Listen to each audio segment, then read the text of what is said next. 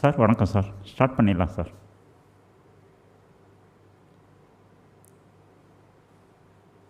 Sir வணக்கம் sir. Hello. Sir start பண்ணிடலாம் sir. Class start பண்ணிடலாம் சார். பண்ணலாமா? ஸ்டார்ட் பண்ணிடலாம் சார். Thank you sir.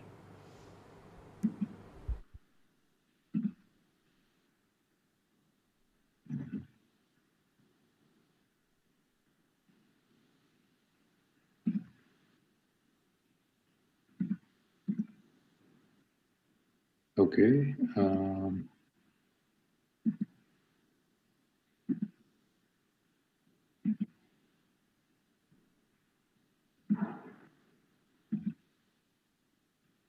இது ஸ்கிரீன் தெரியுதா பாருங்க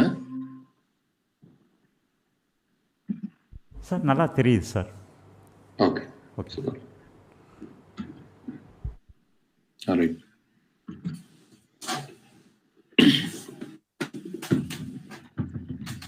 வணக்கம். குட் மார்னிங் எல்லாருக்கும். ஸோ மோஸ்ட்லி நான் வந்து இங்கிலீஷில் தான் பேசிகிட்டு இருப்பேன். ஸோ முடிஞ்ச அளவுக்கு தமிழ்லையும் சொல்கிறேன். பட் நிறைய கான்செப்ட்ஸ் வந்து எனக்கு இங்கிலீஷில் தான் யோசிச்சு பழக்கம், இங்கிலீஷில் தான் பேசி பழக்கம். ஸோ அதனால் மோஸ்ட்லி இங்கிலீஷில் தான் இருக்கும்னு வச்சுக்கோங்களேன். ஸோ இந்த ப்ரெசன்டேஷன் வந்து மார்க்கெட்டிங் மேனேஜ்மெண்ட் அப்படிங்கிற டைட்டிலில் இருந்தாலும் மோஸ்ட்லி வந்து மார்க்கெட்டிங்கில் எப்படி மார்க்கெட்டிங்கை பற்றி யோசிக்கணும் அப்படிங்கிறது தான் வந்து சொல்லிட்டு இருப்பேன். இந்த கண்டென்ட் வந்து கொஞ்சம் லிங்க்ஸ் இருக்கு. அந்த லிங்க்ஸை வந்து நான் யூடியூப்ல பேஸ்ட் பண்ண சொல்றேன் அதுக்கப்புறம். ஸோ அது கொஞ்சம் டீப்பரா படிக்கணும்னா படிக்கலாம். மார்க்கெட்டிங் மேனேஜ்மெண்ட்ங்கிறது வந்து இந்த பிலிப் கோட்லர் அப்படிங்கிற ஒரு எழுதின புக்கில் வந்து ரொம்ப நல்லா எக்ஸ்பிளைன் பண்ணியிருக்காங்க. ஸோ அந்த டாபிக்ஸ் எல்லாம் டீப்பா படிக்கணும்னா அது வந்து புக்கில் இருக்கு. ஆனா புக்ல படிக்கும்போது உங்களுக்கு அந்த கான்டெக்ட் இருக்காது நிறைய நேரத்துல. அது என்ன, ஏன் அப்படி சொல்றாங்க, எதுக்கு அப்படி சொல்றாங்க அப்படிங்கிறது வந்து அவ்வளோ ஈஸியா ரிலேட் பண்ண முடியாது. அதுவும் மார்க்கெட்டிங் பண்றவங்களுக்கு கொஞ்சம் ஈஸியா இருக்கும். ப்ராக்டிக்கலா பண்ணும்போது அதோட அது என்ன கஷ்டம், அது என்ன செய்யறோம், எதுக்காக செய்யறோம் அப்படிங்கிறது வந்து கொஞ்சம் நல்லா தெரியும். ஆனா செய்யாதவங்களுக்கு வந்து மார்க்கெட்டிங்கிறது என்ன அப்படிங்கிறதே தெரிஞ்சுக்கிறது கொஞ்சம் கஷ்டமா இருக்கும். ஸோ அந்த ஒரு பாயிண்ட் ஆஃப் வியூல இருந்து ஸோ நான் எந்த மாதிரி மார்க்கெட்டிங் பண்ணியிருக்கேன், நான் எந்த மாதிரி மார்க்கெட்டிங்கை யூஸ் பண்ணியிருக்கேன், எதுக்கெல்லாம் மார்க்கெட்டிங் யூஸ் பண்ணியிருக்கேன், நான் ஒர்க் பண்ண ஸ்டார்ட் அப்ஸ், ஒர்க் பண்ண ஃபவுண்டர்ஸ் வந்து ஒரு கிட்டத்தட்ட ஒரு 200 ஸ்டார்ட் அப்ஸ் ஃபவுண்டர்ஸோட நான் ஒர்க் பண்ணியிருக்கேன் ஒரு லாஸ்ட் 6-7 இயர்ஸ்ல. ஸோ அவங்களுக்கு மார்க்கெட்டிங்ல அவங்களோட ஸ்டார்ட் அப் ரெவென்யூ வந்து க்ரோ பண்றதுக்காக மார்க்கெட்டிங் எப்படி யூஸ் பண்ணலாம் அப்படிங்கிறதுக்கு நான் ஹெல்ப் பண்ணியிருக்கேன். ஸோ அந்த பாயிண்ட் ஆஃப் வியூல இருந்து ஏன் மார்க்கெட்டிங் வந்து ஒரு இம்பார்ட்டன்டான சப்ஜெக்ட் அண்ட் என்னெல்லாம் மார்க்கெட்டிங்ல இருக்கு அப்படிங்கிறது உங்களுக்கு தெரியற மாதிரி இன்னைக்கு பேசுறேன். அதை வந்து நீங்க அந்த ரெஃபரன்சஸ் போய் படிச்சீங்கன்னா, பிலிப் கோட்லர் புக் படிச்சீங்கன்னா அது வந்து கொஞ்சம் ஈஸியா இருக்கணுங்கிறதுக்காக இந்த அப்ரோச் எடுத்திருக்கேன். சரிங்களா? ஸோ ஃபர்ஸ்ட் வந்து நீங்க இந்த நீங்க போன்லயோ இல்ல வேற எதுலயோ பாத்தீங்கன்னா மென்டி அப்படின்ட்டு ஒரு டூல் இருக்கு. அந்த டூல் பாத்தீங்கன்னா நீங்க வந்து அந்த டூல் ஓபன் பண்ணீங்கன்னா, இந்த வெப்சைட் ஓபன் பண்ணீங்கன்னா menti.com அப்படிங்கிறது உங்க போன்ல போய் ஓபன் பண்ணிட்டு இந்த கோட் டைப் பண்ணீங்களா, 859889 அப்படிங்கிற கோட் டைப் பண்ணீங்கன்னா உங்களுக்கு வந்து ஒரு கேள்வி வரும். வாட் இஸ் மார்க்கெட்டிங் அப்படின்ட்டு ஒரு கேள்வி வரும்.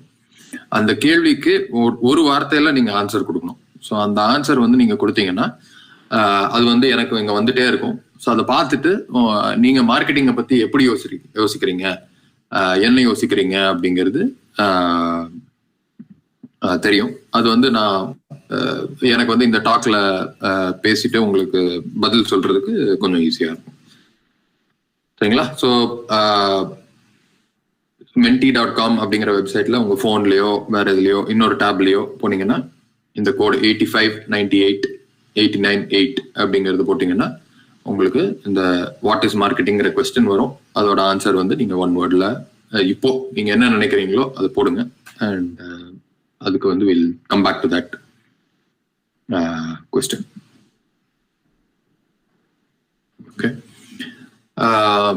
ஸோ இது வந்து எனக்கு ஒரு ரொம்ப பிடிச்ச கோட். இது ஒரு புக், தி லிட்டில் பிரின்ஸ்ங்கிற ஒரு புக்கு. இதுல வந்து என்ன எழுதியிருப்பாங்கன்னா, if you want to build a ship, don't drum and teach them to yearn for the vast and endless sea. What it means is that if you tell people to do things, and most of you are in the trying to become, write the UPSC, become IAS officers, become leaders. As a leader, you don't want to be telling people what to do. You want to be telling people why they should do something. You want to be motivating people to do things that are bigger than themselves. In the Indian context, society has to undergo huge amounts of change in the next 5 years, 10 years, 20 years for us to thrive as a nation. And a lot of it is in your hands. And as individual leaders, you want to become leaders who are showing a better future for everybody and getting everybody to work towards that. So that influencing people to think about a better future. In this case, to think about how beautiful the sea will be, how endless the sea will be, and how wonderful it can be to be on the sea in a ship, will make people build a beautiful ship, right? If you are the only person you have in your head a ship, and you're trying to get others to build that ship, that will not work, right? But if everybody around you, all the people that you're leading, all the people that you're with, if everybody wants to be in the sea, in a beautiful ship, then that beautiful ship will get created. What does this have to do with marketing, right? So Seth Godin, who's one of the best marketers in the world today, he says, if you need to persuade someone to take action, that is called marketing. And this is a very beautiful definition of marketing. I really relate to this definition. In our lives, in your life, there are lots of people that you have to persuade to get what you want, right? And so you want to become a leader. You want to become a person in the Indian government who's influencing lots of people around you. In your own personal situation, you may need to influence lots of people in lots of different ways. And if you are trying to persuade somebody, influence somebody to do something, to take some action, that can be called marketing. So once you broaden your definition of marketing this way, then lots of things become much more clearer, right? So in another way of doing it, marketing also needs a lot of empathy. So from a marketing context, I have to understand the way you are thinking about things. Only if I know how you are thinking about things, then I will be able to do the right things to influence you, to help you do what you want, right? And so the point is, what I'm trying to do through marketing is I'm trying to figure out, hey, what problem do you have? What is it that will help you in your life, your problem? And what is it that I can do to help you become what you want? So absolutely, like beautiful way of thinking about that is, if you've played any video game, right? There'll be a small character, and if that small character eats the mushroom, the small character can become a big character, strong character in some way, shape or form, right? So now what are you selling? What are you trying to tell them? You are trying to say, hey, if you want to become a big, strong character, then eat this, right? That act of influencing them is what is called marketing, right? So you want to use marketing to help others achieve what they want through working with you, okay? So when you think about it this way, then again, marketing becomes a lot about empathy and about working with others to help them achieve what they want. And so therefore, you have to put yourself in their shoes. What do they want? What are their aspirations? What are their problems? How are they solving it today? How can they solve it better? How can they solve it better with me? So we become a small part of that person's journey in this, right?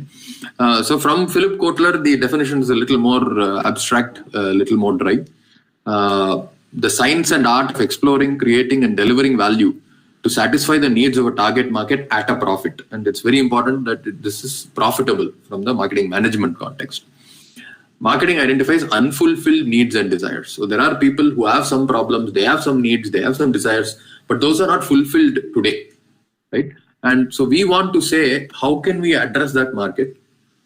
It defines, measures, and quantifies the size of the identified market and profit potential, pinpoints which segments the company is capable of serving best, and designs and promotes the appropriate products and services. So even if I build something, I may not be able to serve you that in a way that it satisfies your need, or I may not be able to serve it to you in a profitable way, or I may not be able to get that to reach you. All of these are problems that marketing has to understand before we even try to get into that relationship with the customer, right? So the way to start thinking about this, start thinking about marketing, is to start with only one customer in mind, right? So what is that customer's needs, right? So now we can think about it in two ways. If you are serving individual people, what are their needs? How do we think about their needs? And if you think about businesses, what are the needs of a business and the people who are working inside the business? So I could be selling in two ways. I could be selling to consumers, or I could be selling to businesses. So that is called B2C. This is called the other is called B2B. Right? In a B2C context, when you think about it, you look at these level of needs, and one way of looking at that needs is called the Maslow's hierarchy of needs. So every human being has one or more of these needs. So it starts from physiological needs for air, water, food, shelter, sleep, and so on. That's the basic needs. Without that, you cannot even live. Next is safety needs in terms of personal security, employment, resources, health, property, so that you are still able to survive and live in the environment around you. After that comes love and belonging. So love is a fundamental human need, and without love and belonging, friendship, intimacy, family, a sense of connections with others, we all will go mad, right? And we cannot survive as human beings. Then we want esteem, we want respect. We may be loved, but if you're not respected, it will not work. Then there is self-actualization, which is to become the most of what we can be, right? You as leaders have to become the best leaders that you can possibly be. It's not about competing with someone else as much as you being the best leader of the type of leader that you can be, right? So this is the Maslow's hierarchy of needs. And so from a need perspective, when you are building a product that serves customers, that serves individuals, then you will look at, hey, which of these needs am I satisfying for my customer? And how do I convey that, hey, if you have one of these needs, I can help you satisfy that need. So from that perspective, when you look at a social network like a Facebook, WhatsApp, and so on, right? What that provides is the love and belonging. So with a Facebook or WhatsApp, what it originally started off with a Facebook or a WhatsApp, what it provides is a sense of connection and sense of belonging to a lot of different people who may not be near you, right? So some of you may have been able to find your friends and relatives and family and old school classmates and so on, who might be hundreds of kilometers away, thousands of kilometers away, but you still have a sense of belonging with them because of a Facebook or a WhatsApp, right? So that is the kind of understanding of the needs will help you become better marketers, right? In a B2B context, there is also a hierarchy, similar kind of hierarchy. Starts with regulation and compliance. A lot of you will go on to enforce these regulation and compliance in many ways. So the regulation and compliance is the basic reason for a company existing, right? A company is an artificial construct which is enabled by law of a certain kind. And so therefore regulation and compliance is absolute basic. Without that, a company cannot exist. Revenue and revenue growth. Without revenue, again, company cannot exist. Then comes profit and profit growth. Once you have revenue and revenue is growing, then you think about how much profit am I making? How can I grow that profit? Productivity comes when you have profit growth. Now you are thinking, how do I increase my profit further? And the only way to do that in many cases is to make sure that your people in the organization have more time and are more productive in what they're doing. And therefore, they can spend that time better and doing better and better things. So one of the things that all of you will read about, hopefully, is that productivity of people has been increasing through automation, and that increased productivity leads to increased profits of firms. So in different places, this productivity growth either goes into the income of the workers themselves, or it goes into the reducing the prices of the goods that they are selling, or it becomes profit in the hands of the shareholders of the company, right? So all of it is good. So that's a choice of that particular set of shareholders, right? Then comes, once profit is in place and productivity is growing, then you can think about future growth, right? Next year, how can I continue to grow faster? The year after that, how do I continue to grow faster? And last but not least, companies invest in brand to improve their how much they can charge from customers and how widely they're known with customers and so on and so forth. So that becomes a hierarchy of needs. Now you can build a product like a tally, which is used for regulation and compliance. But a tally is also used in parts for trying to see how much is my profit going to be and how can I grow my profit. A tally can also be used for productivity, to save time from manually entering lots of accounts and details, right? So one product will serve multiple needs for multiple users within a business. And if you're able to understand this better, then you'll be able to understand what you're selling and how to message that in a better way, right? And the critical thing here is, hey, these are all problems, and these are problems in different buckets, right? But what is the value of solving this problem? So that's where we have to really put ourselves in the shoes of our customers in order to find out that better, right? So this we think about in a term called problem value fit, right?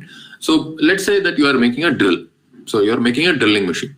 Now, without understanding who the customer is and what they want to do with the drill, if you try to make a drill, you might end up making a very bad drill. So let's take an example, right? So let's say you're making a drill where you want to make one hole every year because you're buying the drill for your house. Your house has brick walls. Once in a year or once in 6 months, you want to put a nice painting or a wall hanging. So you want to have a drill for that, and so you buy a drill. And so what does that drill have to do now? So because you're going to use it only once or twice a year, the drill has to be very easy to use. The drill has to be something that you can just pick up, plug it in, point it, and it should create a hole of the right size, right? If it has too many options, too many complications, then I will not be able to use that drill as a amateur using the drill. But a drill that makes holes might also be useful for a carpenter. And now a carpenter is primarily working with wood. Primarily, they're using it for putting nails into wood. And they may be putting 100 nails or 1,000 nails per day into whatever they are making as a carpenter, right? Now imagine if you have a drill which is very easy to use and works, whether you're using it once or twice a year, will the same drill work for putting 1,000 nails a day? It won't work, right? The drill that you have to use for making 1,000 holes a day has to be very, very strong, very robust, very, very, very, very reliable. It should not get overheated. It should be very portable, because I might be doing it in far away from a plug point, or I might need a long cable. I should be able to, I might be ready to pay more for it, but it has to solve that problem really, really well for 10 days, 20 days, 50 days, 100 days, 1,000 days. It has to work very, very reliably, putting 1,000 holes a day, right? Now imagine that the user is not a individual homeowner, not a carpenter, but a plumber, right? A plumber will be using a drill on a lot of different surfaces, right? Plumber might have to put a drill in concrete, drill a hole in concrete. Plumber might have to drill a hole in brick. Plumber might have to drill a hole in tiles. They might have to drill a hole in plastic. So therefore, their drill has to be very, very versatile, right? In some cases, they might have to put very small holes. In some cases, they might have to drill very large holes. So flexibility is very important for them. Are they going to be drilling thousands of such holes every day? No. They're going to be drilling maybe 1 or 2 or 5 or 10 holes a day, but each of those might be different, right? So now imagine, can you build a drill which will serve all these problems, which will solve all these problems? It's not possible. If you try to build a drill which solves all these problems, you will end up not building something that is useful for any of them. Because if you build a very flexible drill, by nature, flexible drills are difficult for somebody to use for the first time, right? Because you have to understand how to use it first. I don't want to do that. I just want to pick it up, put it, point it, and put a hole, right? So that flexibility comes with a cost of time to learn how to use it, right? So the important thing to understand is these problems have different values, and these problems are different even though the product seems to be the same, which is I'm making a electrical drilling machine, right?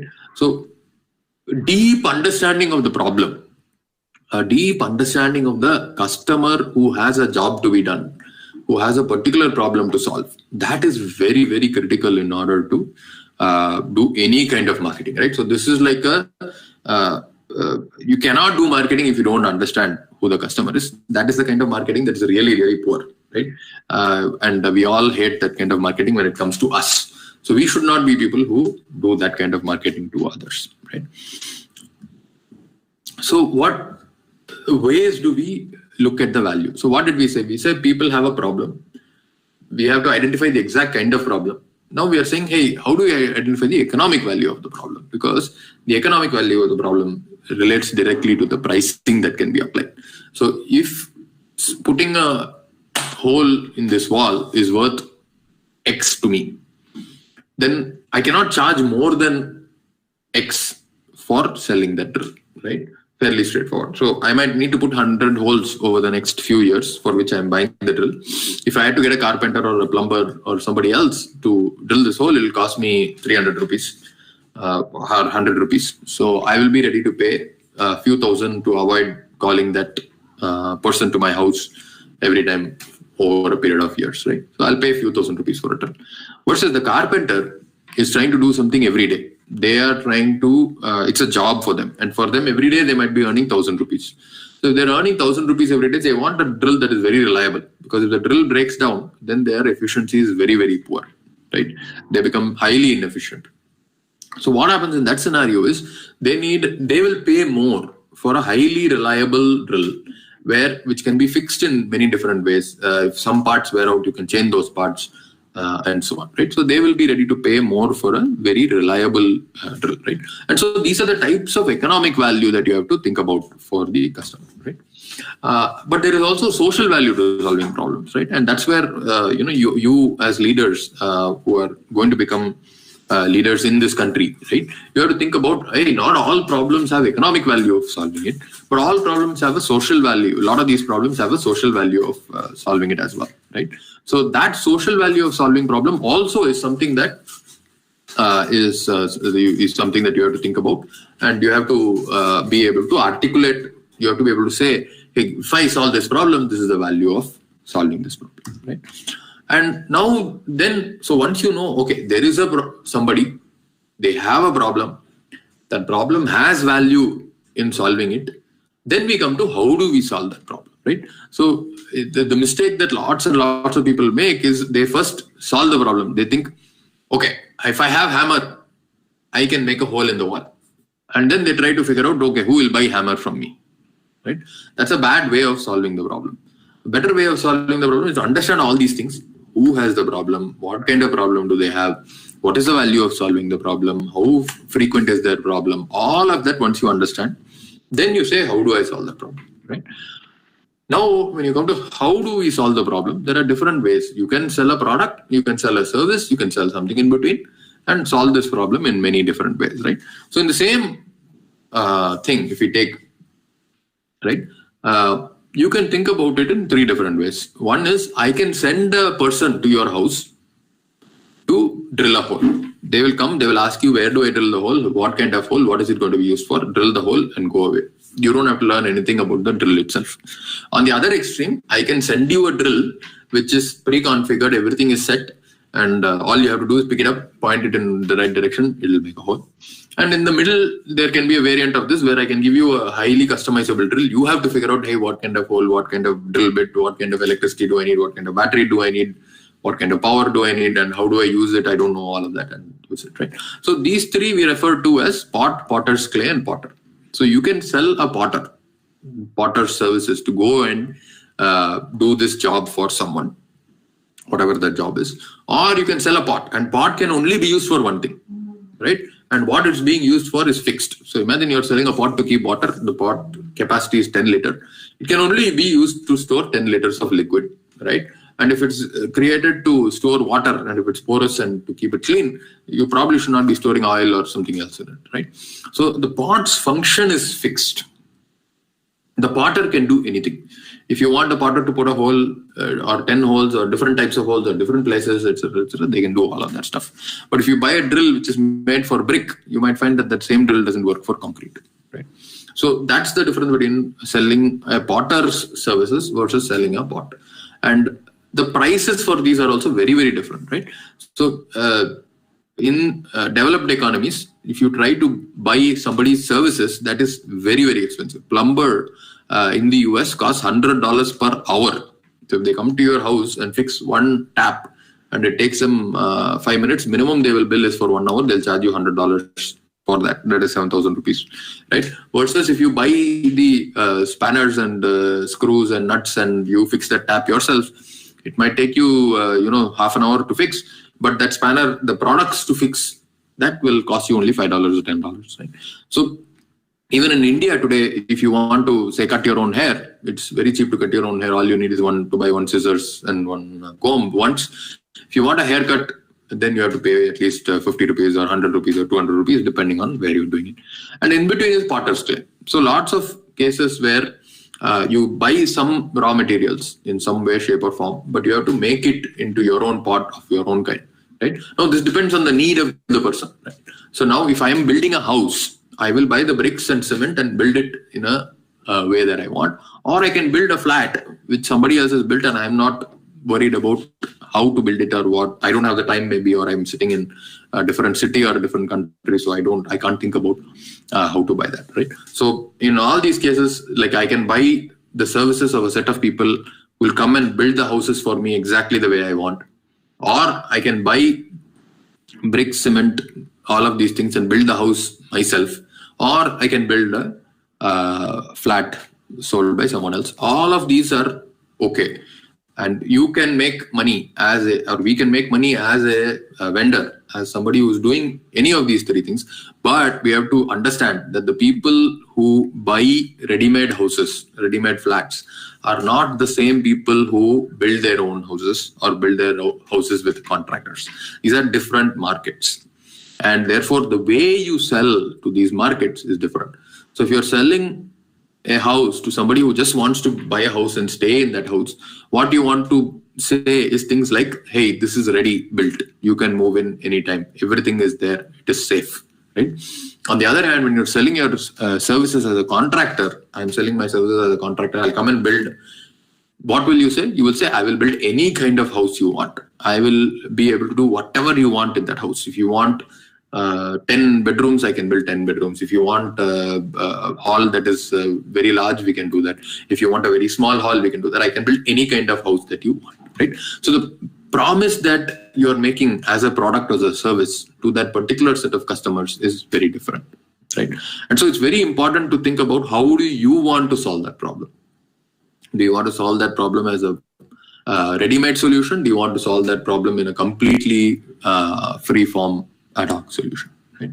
And then once these are all done, then we come to pricing, right? So pricing is very, very, very critical from a marketing context, right? In marketing, from a pricing perspective, you want it to be higher than your cost. It has to be lower than the value that you are delivering to the customers. That's why it has to be here, right? And it's a number between cost and value that the customer is getting. And the competitors, if you have more and more competitors, they will push the price down, right? So in a good market, there are lots of competitors, and the competitors work against each other to compete in the market to get more and more customers to come to them. One of the ways that they will compete is by reducing the price and pushing the price downwards. That's why in highly competitive markets, where the shareholders, stakeholders are not colluding, you will see that the price trends down, right? And that's why in a mobile phone or lots of those kind of markets, where there's incredibly high competition, the competition has pushed the prices down unimaginably over the last 30, 40 years, right? If you take computers, with a computer that was probably would have cost $100,000 or $1 million in 1990, today, that same computing power is available for $10 or $100, right? It's come down by a factor of 1,000 because of competition, right? But you, as a person who's doing marketing, you want to make sure that you can get enough of a price that is above the cost and gives you as much profit as possible, right? While being competitive with others in the market. And that is something that you have to think about. Right. And so the other side of it is that you have to price the customer, not just the product. One of the common mistakes that's made is that you just think about, hey, what am I selling? What does it cost? And how much should I sell it for? And just add a markup and sell it. That's not possible, right? So this is a bottle of water that you're seeing. And so bottle of water, what does the water cost? The water costs barely anything, right? The 1 liter of water cost of purifying 1 liter of water is very, very, very low, right? But the same water, if I bottle it and market it in a different way to a different set of people, I can sell that same bottle of water for 400 rupees or 1,000 rupees also. If I got that water from some Himalayan spring where only nobody has access to that spring, and the water tastes really, really refreshing and wonderful and so on, I can charge even 1,000 rupees for that bottle of water. But in the same water, I might just refill it into a 20-liter can, and the 20-liter can sells for 40 rupees, right? So it's just 2 rupees a liter of water, right? Or if I'm buying that same water in bulk, it might be far, far cheaper than that. So you have to price the customer to the product. But when the customer is buying it for 1,000 rupees, they expect that it will be in a beautiful bottle. They expect that it will be, guaranteed to be safe. They expect they will be buying it from somewhere where it is very evident that it is luxurious or whatever. And so that kind of a pricing is very important basis on who the customer is, and not just based on the fact that this is water, right? And so all of you would have had water in a cinema theater where the bottle of water is more expensive than outside, right? So that's a differential pricing based on where the customer is. Okay, so next we come to positioning, right? So here the important thing to think about is this a existing problem that the customer has, or is this the problem that the customer has not had before? So what do I mean by that? If you think about 20 years ago, right? Or if you take 40 years ago, 30 years ago in India, right? 30 years ago in India, if I had said, do you want a way to electronically send mail to send to somebody else, somewhere else in India, most people would have said, the letters work well enough for me. What is the benefit of being able to send electronic email, right? So as a problem, real-time communication was available as in phones and in telegrams, and that was sufficient for people, right? It was not a big problem to send real-time communication, right? Now, if you come to today we have our bank accounts are online. Everything is online. With COVID, a lot of us had to be in lockdown within the same house or in quarantine, right? So if you're in quarantine and you're sitting in one room alone and your family, everybody else is elsewhere, then how do you send a letter or a telegram, or how do you reach them, right? So suddenly real-time communication becomes a new need, right? That is there for almost everybody in the wider population, right? So you have to think about, hey, is there a new need that's created by something that has come, right? Another example could be before electricity was there, entertainment as a need was there. But entertainment as a need will be satisfied once in a week or once in a month. If you go, there is some touring talkies that comes. You can go and see their show or things like that. Or you can go to the cinema and see, maybe cinema theater, you would go and see even though there is no electricity in your house, right? So that is how the entertainment need was solved. But once electricity came to individual households, then the need for entertainment was there. But the problem was, can I be entertained in my own house, was a new problem that was not there before. So otherwise entertainment in house used to be satisfied by reading say books or magazines, right? So now there is a need for more interactive entertainment in the house, and that is solved by a radio or a TV which is coming into your house, right? So you have to think about, hey, is this an existing problem or a new problem that I am solving, right? So the way to think about that is as a category versus subcategory versus new category. So for all of you, if I ask you, what is the toothpaste that comes to mind? Most of you will immediately say Colgate, right? That is the first toothpaste that will come to mind, right? If you say, what is the Ayurvedic toothpaste that comes to mind? Then you might say Vicco, or you might say some other toothpaste that comes to mind, right? If I say, tell me 3 different toothpastes that come to mind, for most of us, it will take some time to think about what is the third toothpaste. So you might say Colgate, then you might say Close-Up, then you have to think for a little while and say Pepsodent. And then if I say what is the 4th toothpaste that comes to mind, then it's very difficult, right? So because in our mind, there is a box. That box is a category. In that box, the category is called toothpaste. So for cleaning my teeth, what do I use? That is toothpaste. In that box, I'll have 1 or 2 or 3 different brands that I associate with that solution. And in this case, Colgate is number 1, Close-Up is number 2, Pepsodent is number 3. I don't know what is number 4. Maybe there's something, maybe there isn't something. Now, if I try to come and sell a new toothpaste, and I've created a new toothpaste, it is very difficult for me to break into that market. Right? So it's very, very difficult to break into that market. If I try to sell as a new toothpaste that is competing against Colgate, instead what I will do is I will position myself as a Ayurvedic toothpaste, which is better for you because it's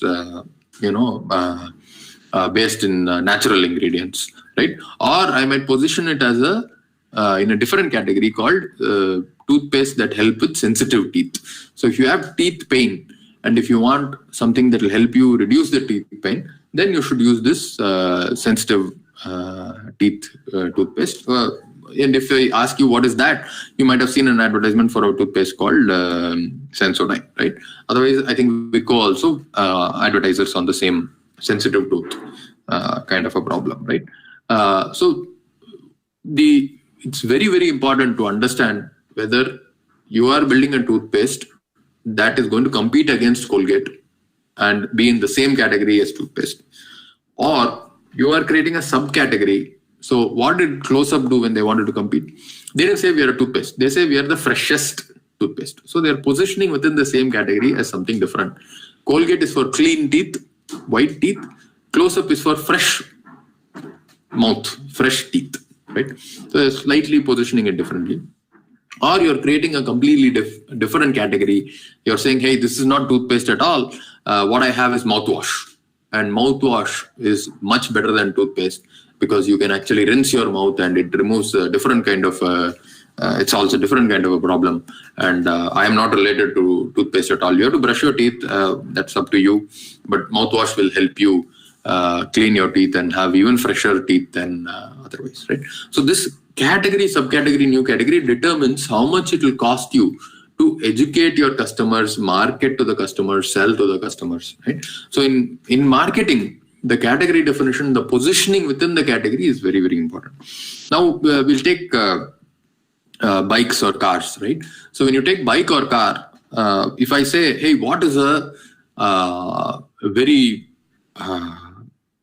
very efficient bike, right? So 10 years ago, 20 years ago, Suzuki said, we are going to, do branding and do marketing for a very efficient bike, right? And so they coined a slogan saying, fill it, shut it, forget it, right?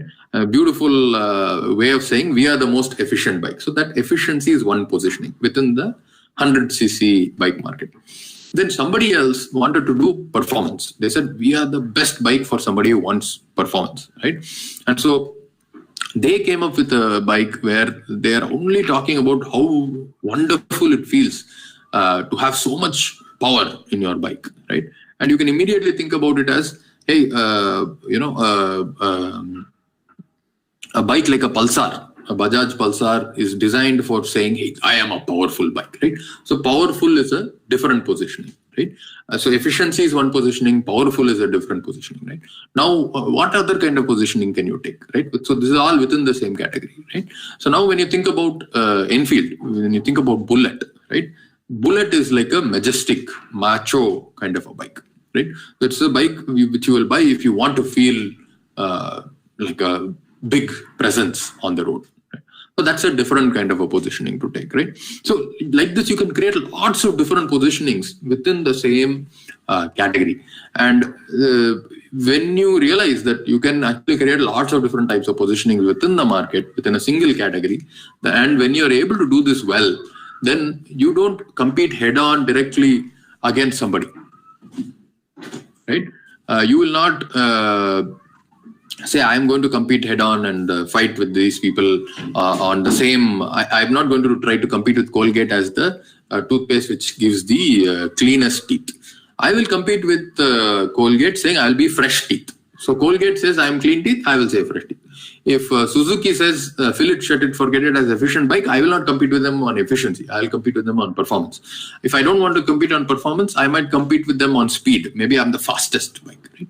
Or I'm the easiest bike to ride. Or I am the safest bike to ride, right? So I can compete in all of these kind of different kinds of angles, right? So you should think about whenever you are trying to influence somebody, you should think about, hey, how am I trying to influence them? What am I trying to influence them? What will be attractive to them? So you have to understand that the same market everybody in the same market is not looking for clean teeth. Yes, the clean teeth is something that they want, but some people want fresh breath also. And so those people will choose a close-up over a Colgate. People who don't care about a fresh teeth will choose Colgate over a close-up. Same way, there'll be some people who care about efficiency, right? And so they will buy Suzuki Samurai. Fill it, shut it, forget it, right? Somebody else doesn't care as much about fuel efficiency, but they care about performance. So they will say, okay, let me go buy Pulsar, right?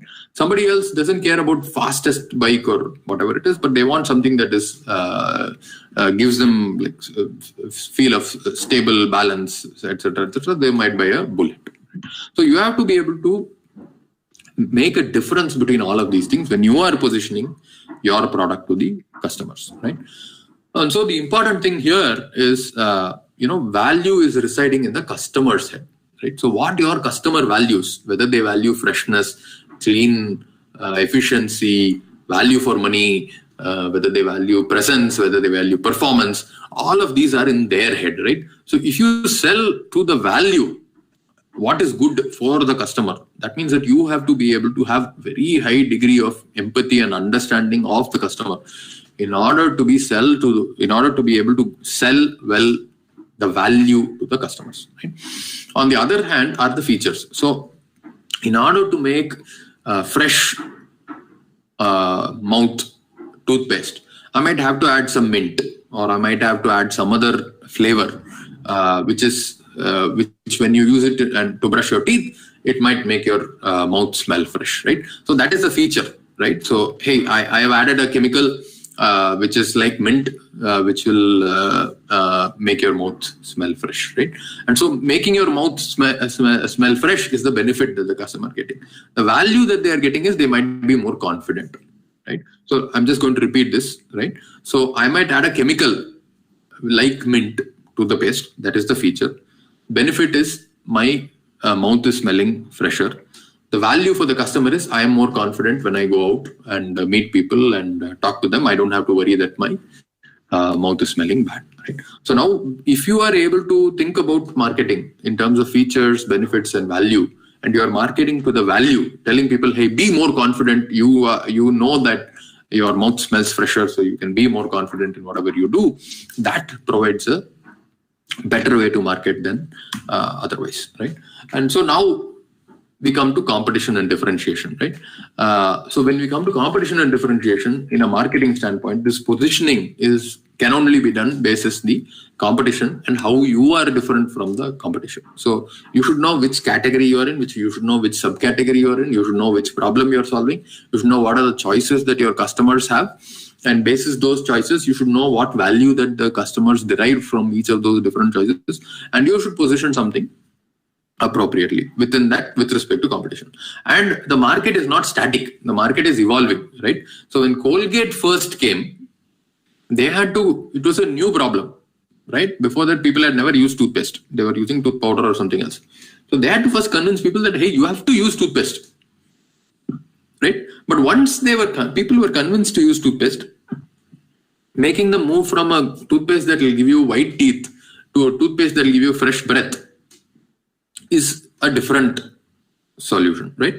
Then after everybody in the world is using toothpaste of different kinds, right? Then telling them, hey, if you have sensitive teeth, if you have tooth pain in certain cases, you should use a toothpaste which provides sensitive tooth, which helps your sensitive teeth, right? Then it becomes better, right?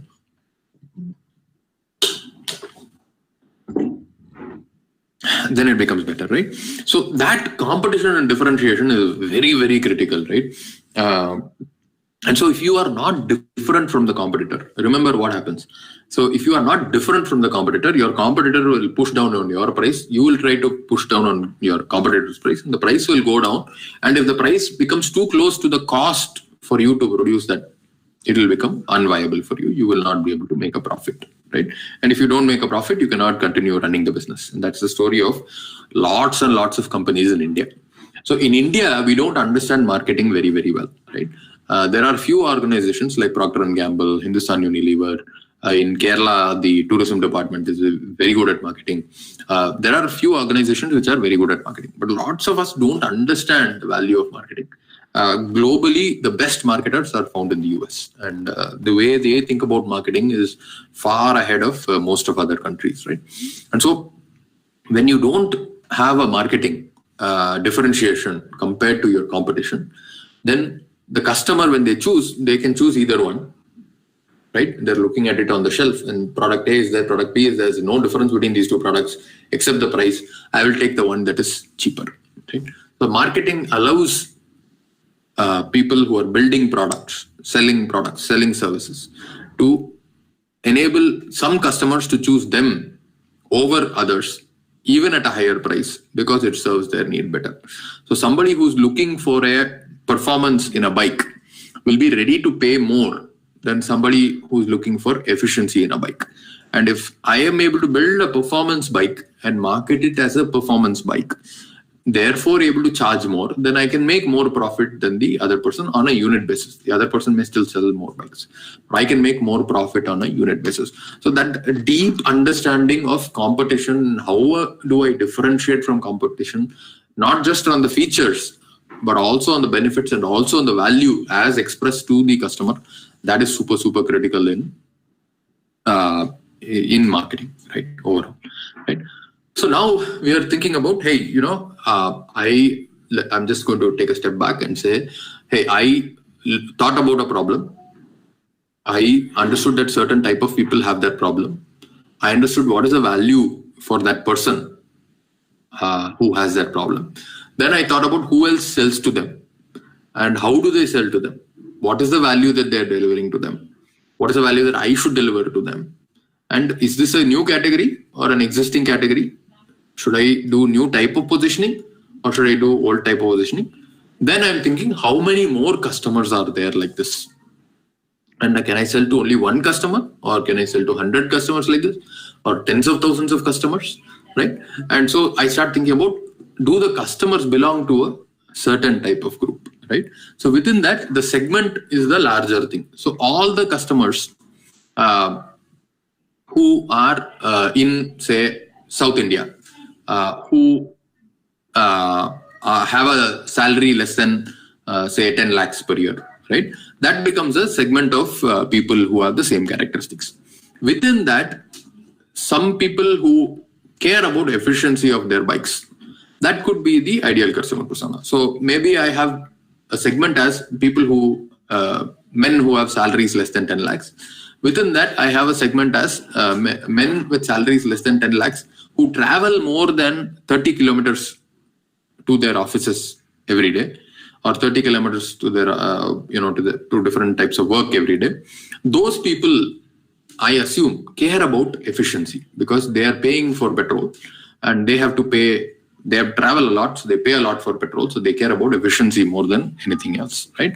So now that segment and ICP, once I figure out, then I can narrowly position saying, if you're riding more than 30 kilometers a day, you will save 20 rupees a day with our bike compared to some other bike which has not so good efficiency, right? So I can sell to them based on the segment and the group that they are. All right. So now the question is, how do I reach the customer, right? So I figured out, okay, there is a customer who has a problem. There are more customers who have the problem. I know what to tell them to make them feel that they will get value by using my product. How do I reach them, right? So when you are trying to reach them, this is a funnel, and funnels are there everywhere in marketing. So this is a funnel that is there. And the funnel is awareness, interest, desire, and action, right? So in marketing, what you're trying to do is you're trying to tell people who don't know who you are, what problem you solve, how you solve it, what value you deliver, what is your positioning within that. You're trying to create an awareness of your product, that it can solve a particular problem that they have. You're trying to create that awareness. So once you create the awareness, then you have to create interest. What is interest? Awareness is, oh, I know something like this is there. Interest is, okay, let me go find out how it solves my problem, or let me go find out whether a problem that I have can be solved by this, right?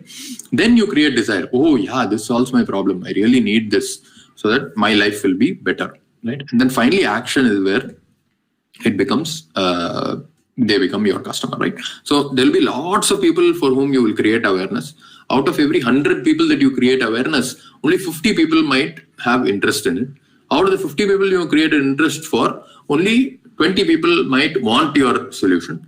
Out of the 20 people who want your solution, only 5 people might finally buy, right? So very common kind of a funnel is 100 is to 5 customers, right? So you will have to spend on awareness for 100 people. And so therefore, you can't spend a lot per person, right? But once they come to a desire stage and you're trying to make them buy it, you might spend more because there are only 20 people who have that desire. So this funnel is very, very important. The type of marketing that you do at different stages in this funnel is also very, very different, right? And so the question becomes, okay, there are set of customers and I know how to create this awareness, interest, desire, action, but where do I find these customers? How do I reach out to these customers, right? What is the channel, right? And so there are traditional channels to reach these customers, and traditional marketing is all about putting an advertisement in a newspaper front page saying, hey, buy my product, this is what my problem solves. Or it could be on TV or newspaper, or I can come and set up a small stall inside your supermarket, or maybe your temple, or in a in a large mela, where I am actually giving you samples saying eat this and see. It's called Maggie. Or many of you might remember when Coke first launched in India, they actually put a newspaper cutting and said, if you bring this newspaper cutting to the shop, you will get a free Coke. And I think I'm not sure whether Pepsi did the same as well. And a lot of people do all kinds of traditional marketing, which uses lots of these different types of ways to sell to you, right? And all of us receive cold calls. We all receive cold calls from bank trying to sell you insurance or trying to get you to open a new account and so on and so forth. And all of us see all these things, right? So these are the traditional channels to reach customers, right? And then these are the digital channels to reach customers. So today, because a lot of us spend 2 hours, 4 hours, 6 hours, even 10, 12 hours on our computers and our phones, reaching us through WhatsApp or through a Facebook or through a Google or through a website or through content and email and so on and so forth, right? So SMS, all of that kind of things, that has become much, much more popular, right? So if you are trying to do marketing, you will not, depending on where your customer is, you have to adopt the right channel of marketing. So channel is not determined by you, but by where your customer is. What is an example of that? Let's say your customer segment is 60 plus year old people who are basically not tech savvy. So they don't know how to use computers. They don't know how to use mobile beyond phone, right? Can you do social media marketing for them? You may not be able to do that. You may have to use TV or newspaper, because they may be able to read newspaper and they may see a newspaper advertisement and it might convert them. On the other hand, for your age group, if you're looking at people who are 20 years old, many people who are 20 years old probably don't read newspapers in physical newspapers, right? So to market to them, if you're marketing something that's serving their purpose, you have to do it on social media. You have to do content marketing. You have to do it on Google. You might have to do it on their mobile phone, so on and so forth, right? So channel depends more on the customer than on you, right? And so that is very, very critical, right? And so last, I will, before we start jumping into taking questions and we go into that, just coming to a couple of things which are like very new age from a marketing perspective, right? So normally marketing is thought of as before sales, right? But now today what's happening is a lot of things that we buy are recurring in nature. What does that mean? So if you buy your mobile phone SIM, you are paying for the mobile phone subscription every month, right? So therefore, not only did I have to convince you to buy a particular SIM and use it in a certain way, I have to convince you to continue to pay for that over a period of time. So if you take a product that is sold to businesses like a Tally or some other Zoho or products like that, then those products are not bought only once. Every month I have to keep paying for those products, right? Because I'm using that software again and again and again and again. So when I'm using that software again and again, what becomes important is everybody has to use the product, number one, that is called adoption. Number two, everybody has to continue using that product month on month. So they should not stop using the product for whatever reason. Number three, they should use more and more of my product and pay me more over time. And number four, they should tell others about my product. So now today, marketing is continuing after sales in order to solve all of these things: adoption, retention, expansion, and advocacy. And so if you're able to do marketing effectively for this, then it can become even more powerful. Right. So therefore, marketing is now both to new customers and to existing customers. Right. So when people are evaluating whether I should buy from you, where should I buy from you, why should I buy from you, how do I compare you to others, all that is as new customers. And then to existing customers, you want to help them make the purchase decision. You want to help them experience the product in better and better ways. So let's say you launch something new in your product, which is a enhancement or a better feature. So you want to help the older customers also use that feature. Then you want them to become loyal users, and then you want them to advocate for you. Right? So another type of new style of marketing is, let's say you have 100 employees in your organization, and each of those employees have a network of 500 people in their social media and otherwise, right? So if you are able to market through your employees, you can reach 500,000 people, 100 into 500 into 10. And those people will learn about your product from your employees and their friends, right? So this is called employee advocacy. This is also a very, very new type of marketing. This was not possible in before social media and before digital marketing was created, right? So these are like very, very new types of marketing, right? So I'll just close with this, right? And then we'll take questions. So I want all of you to think about marketing as a way to give people better life, right?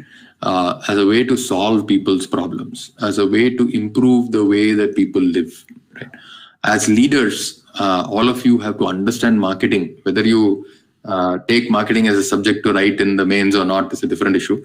But if you understand what is marketing, and if you are able to apply better ways of doing marketing in your own lives, that will be really good for you and for society. And all of you are trying to become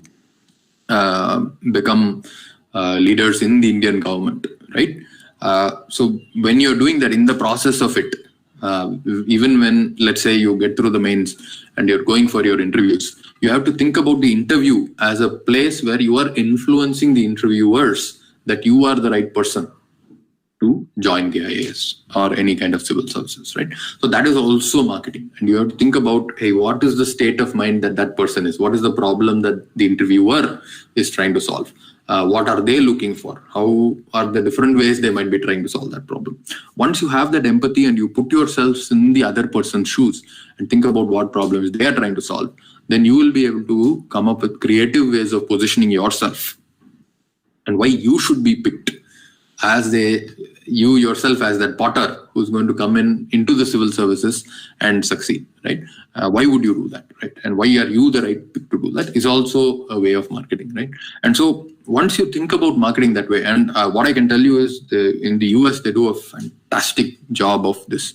It's beautifully done. They teach it from very, very early age of how to market yourself, right? So for all of you, let's say you have 6 months, 8 months, 12 months to do this, you have to think about how do I influence others. And there's a beautiful book by Dale Carnegie called How Do You Influence Friends and Strangers, or How Do You Make Friends and How Do You Influence People, right? So you should read that book as well. But the idea here is, if you understand everything that I spoke about from a marketing context, you can be empathetic with whoever it is you are trying to influence. You can understand what will influence them, what their problems are, understand what is the price that they have to pay, are they ready to pay for you to influence them, and then you influence them. It will be far, far better and easier for you than it is to just try to do the work to say, oh, you go get wood, you go get axe, you cut this wood like this, you cut like, no, you don't need to do that. You just need to say, let us all go on a voyage together. The sea is beautiful. The sea is wonderful. The sea is full of incredible beauty and incredible things.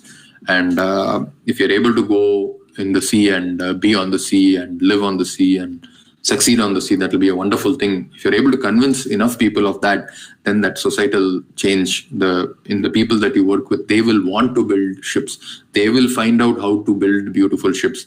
They will find out how to build that ship with you together as a leader and as people doing it together, right? So that is the context in which I want to leave you, right?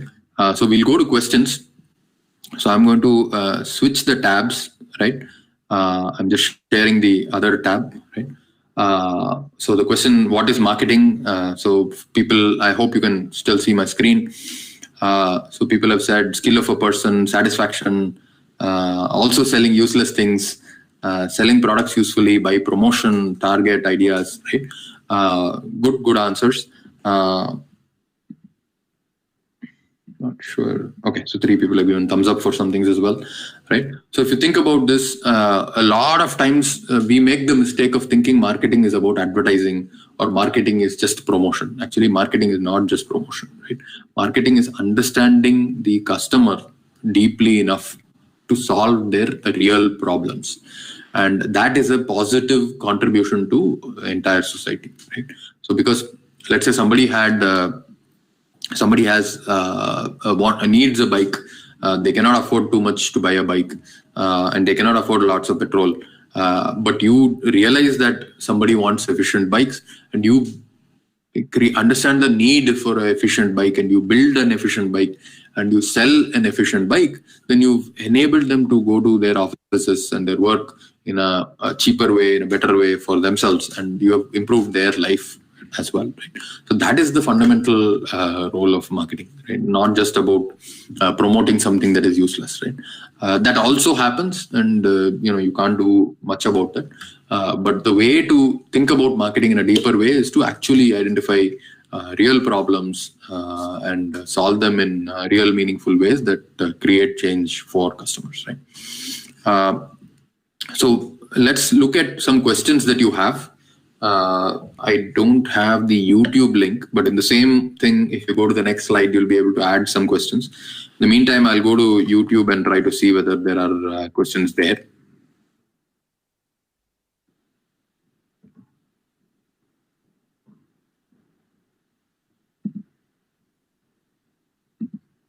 Sir? Sir, one question, sir. How to change the family business situation in India, sir? Sure. Wait a second.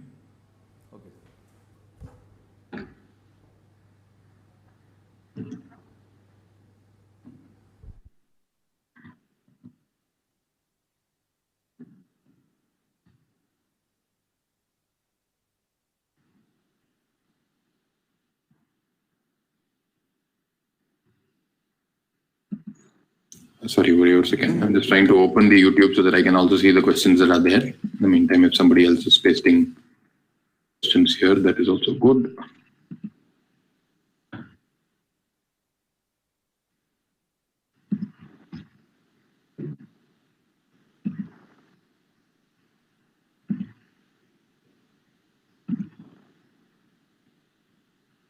Okay, so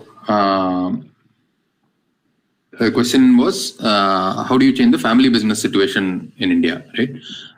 So yeah, again, the very simple answer to that is that lots of cases, the family businesses are not marketing things well, marketing their products well, right?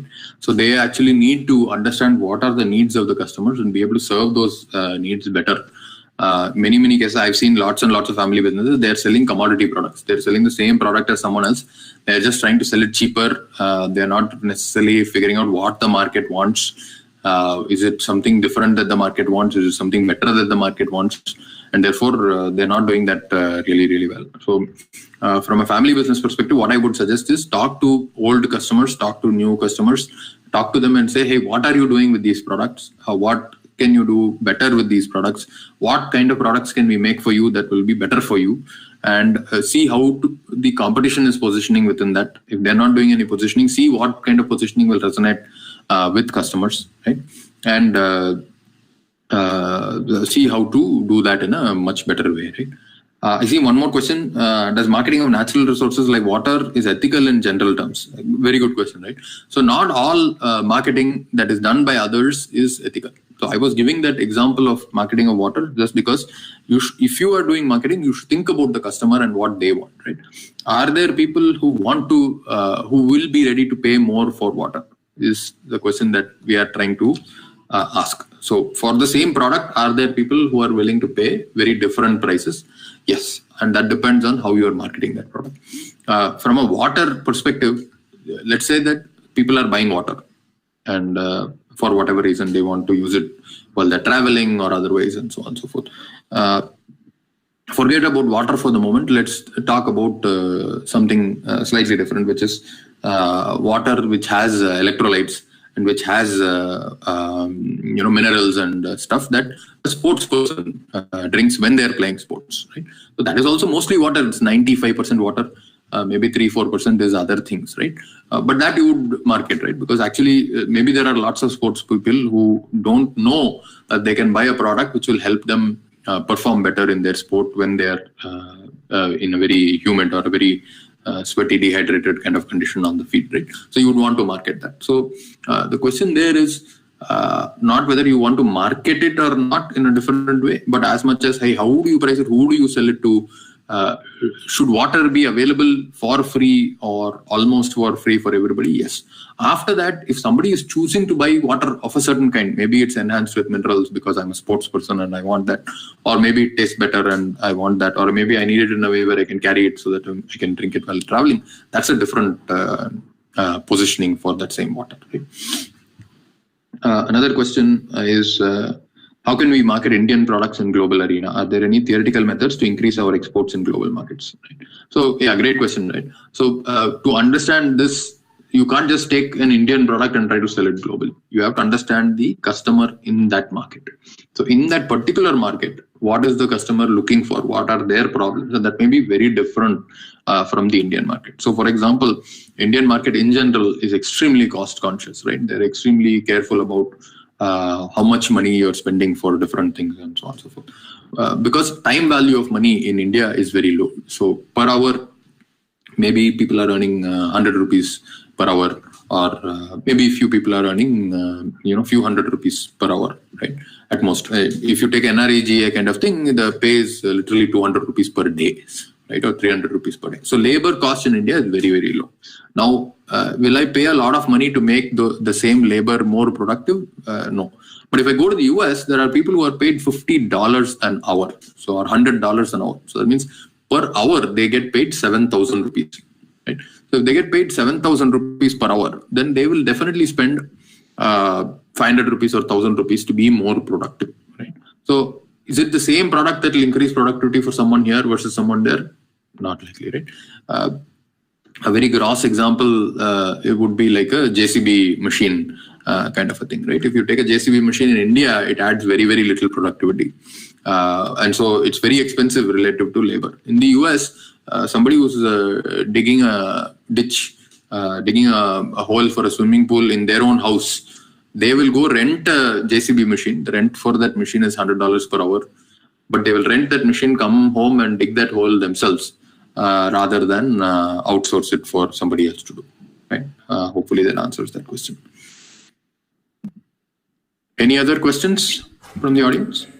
Sir, unga point of view la இப்போ இருக்க youngsters வந்து பெரிய கம்பெனியில் வேலைக்கு போகலாமா இல்லைனா அவங்க own business எடுத்து பண்ணலாமா சார்? ஓகே, நல்ல கேள்வி இது.